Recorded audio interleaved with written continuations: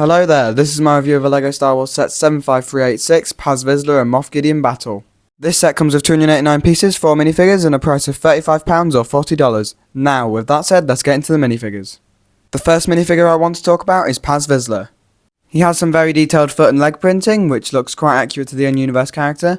However, the leg on the left really should have been dual moulded with the bottom being yellow. Above that is a chest plate that looks very accurate to the actual design, and on his left shoulder is the mythosaur. On the back of the chest plate there are two studs in which he placed a jetpack. I do think that the jetpack he has does look very good on him. Removing the chest plate shows us a very detailed torso and back print. It does allow you to have the minifigure look good without the chest plate, but I don't know why you wouldn't want the chest plate on anyways. Paz Vizsla's helmet looks very good and accurate. On the side of the helmet is even more printing to make this minifigure look even more accurate, and underneath his helmet is a black head. He also has his minigun, which looks so cool. If you compare this minifigure to the version we got 3 years ago, there aren't that many differences, but the new details make this minifigure look way better than it was before. The next minifigure I want to talk about is Moff Gideon. The leg, toe and hip printing Gideon has is very accurate, his torso print is very detailed and is very aesthetically pleasing. On the back of the minifigure is a very nice jetpack with a printed 1x1 tile to make it look exactly like the jetpack he has in universe. Underneath the jetpack is a back print that will pretty much never see the light of day. Moff Gideon's helmet looks so good. The new mould for his helmet is very accurate and just makes the minifigure look absolutely amazing. Underneath his helmet are two face prints, and they also include a hairpiece just in case you want to have him without his helmet on.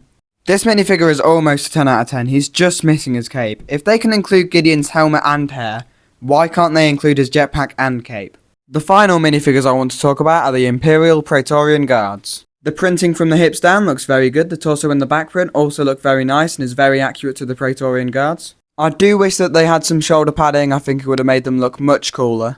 The helmets these Praetorian Guards have look so cool and they're very accurate to the characters. Underneath his helmet is not a black head, not a normal printed head, but a red head. There are two Praetorian Guards in the set, both with unique weapons, however in the scene there are 3, so really a third Praetorian Guard should have been included.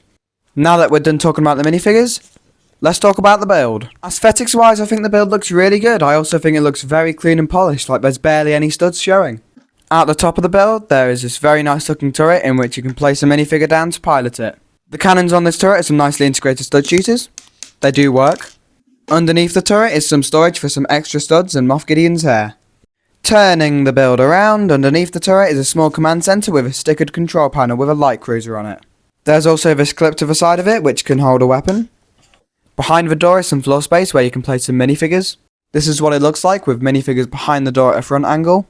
This brings me to one of my favourite play features ever on a LEGO Star Wars set. You can lift up the door until it locks into place, then you can press down on this lever to shut the bunker door. I forgot how cool this play feature was. I've been doing this for ages now, it's just so fun to do, I'm not lying. This is what the bunker door play feature looks like from the front, it's just so cool, I love it so much. The actual door itself looks quite good, it's tiled off quite well, and I love how they did the little window slits, they just look so good. Off to the side of this bunker is this little lamp. It doesn't really do much, but it's a nice inclusion. Just to the right hand side of the door, there's a small crate in which when you open it up reveals 2 thermal detonators. I lost my footage, so I just have to use this photo. The floor for the bunker looks quite good, however I do wish there was a bit more floor space. As you can see, there is not a lot of space to put minifigures. I mean, you can remove the included crate, but it is still quite small. There are some nice lighting stickers above and to the sides of the bunker door. There's also this control panel which I'm guessing would open the door. Now there is a bar and a clip piece on the back of this set and you may be wondering what they are actually for. What you can do with these is you can connect the Ambush on Mandalore battle pack to this build. I can't show you right now as I have modded my builds to make it look even better, but I found this picture, I'll give credit to the person I found it from. Now overall I think this set is very good. The build looks really good and the minifigures are top notch. I do wish that this set had a bit more floor space and a third Praetorian Guard. But for £35 I can't argue too much. If you don't own this set as of right now, I think you should 100% buy it before it retires at the end of the year. I think it's about £28 on sale. But anyways, thank you for watching and I hope you enjoyed.